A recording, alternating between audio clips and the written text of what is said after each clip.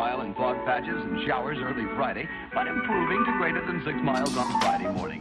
Stars shining bright above me.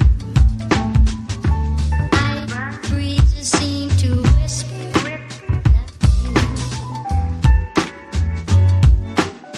second.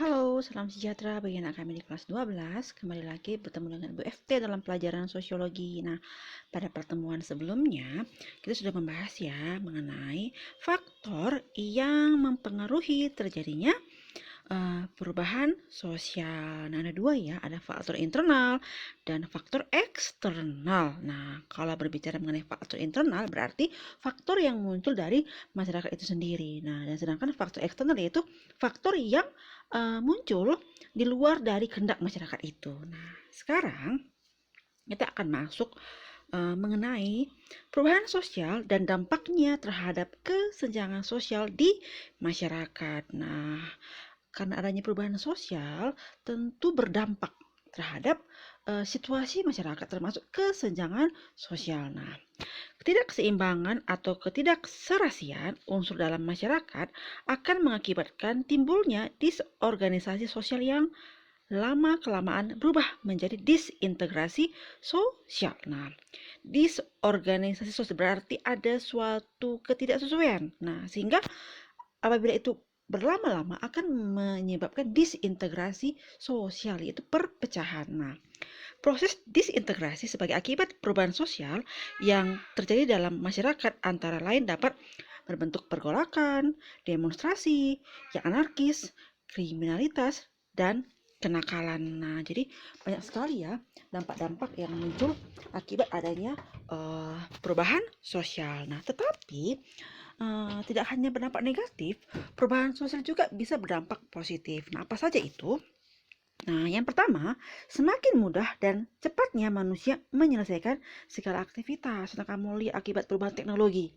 Nah, sekarang serba canggih ya, sehingga manusia itu lebih kreatif. Karena apa?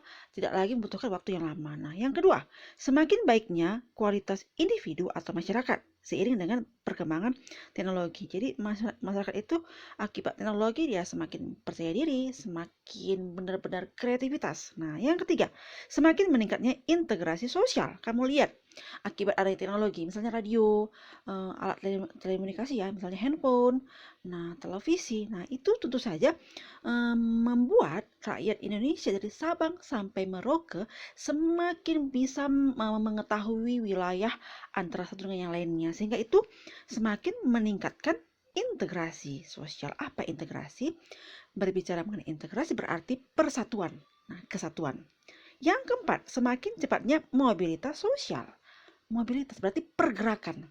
Nah, akibat adanya alat transportasi, kamu lihat pesawat. Nah, sehingga mobilitas sosial itu ya cepat. Nah, tidak membutuhkan waktu yang lama. Dan yang terakhir, semakin berkembangnya pola pikir manusia. Tentu kamu lihat manusia itu tumbuh menjadi manusia yang modern. Modernisasi berarti pola pikir yang berubah dari tradisional ke modern. Nah, perubahan sosial, kemajuan masyarakat, dan perkembangan masyarakat menuju kehidupan yang modern. Nah, kamu lihat ya ini kaitannya kita masuk bagian D. Nah, muncul manusia yang modern. Modernisasi merupakan suatu proses perubahan sosial di mana masyarakat yang sedang memperbaharui dirinya berusaha mendapatkan ciri-ciri atau karakteristik yang dimiliki masyarakat modern. Nah, kamu lihat manusia itu memang harus berubah ya. Dia manusia itu bersifat dinamis, bergerak. Tentu dia akan bergerak itu menuju hal yang lebih baik lagi. Nah, sehingga ada proses di mana manusia itu mulai memperbaharui dirinya, merefleksi dirinya, dan berusaha mencari solusi agar dia itu bisa tumbuh menjadi manusia yang modern. Nah, seperti itu. Kamu lihat ya dalam slide ini adalah salah satu contoh alat komunikasi ya, teknologi. Perubahan peralatan yang digunakan seseorang menjadi makin canggih seperti tablet dan laptop merupakan salah satu hal yang tercakup dalam pengertian modernisasi. Nah, sekarang alat teknologi luar biasa. Apalagi di masa pandemi saat ini, kita itu berkomunikasi melalui teknologi. Ada Zoom meeting. Nah, jadi kita tidak lagi membutuhkan pertemuan secara face to face, secara langsung. Nah, tapi kita bisa bertemu secara kontak sosial primer. Nah, itu dibatasi dulu akibat pandemi. Akhirnya kita terjadi kontak sosial sekunder. Nah, melalui alat-alat telekomunikasi. Nah, sekarang kamu lihat ciri-ciri manusia modern. Nah, bagaimana yang dikatakan manusia modern?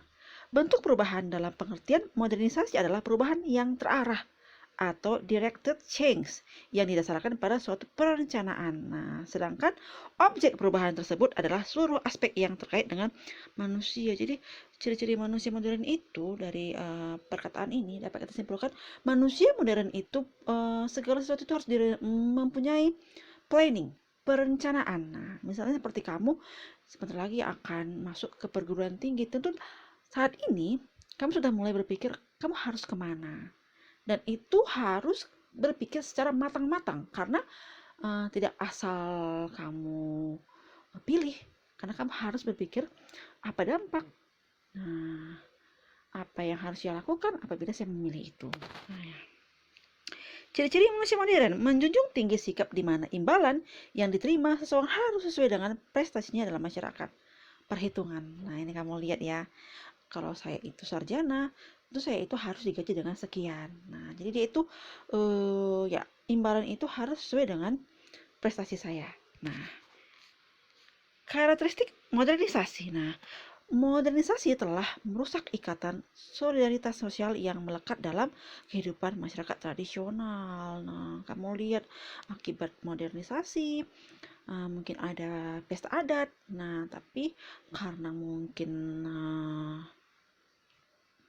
suatu kondisi yang susah, akhirnya diundang melalui handphone, tidak perlu lagi menggunakan undangan adat misalnya. Itu tentu saja agak merusak ikatan solidaritas sosial yang seharusnya kamu berkunjung ke rumahnya secara langsung untuk mengundang. Nah, yang kedua, terjadinya ekspansi pilihan personal choice. Nah, ya, ada suatu pembaharuan secara tiba-tiba dalam melakukan ya keinginan masing-masing. Nah, yang ketiga, terjadinya peningkatan keragaman keyakinan.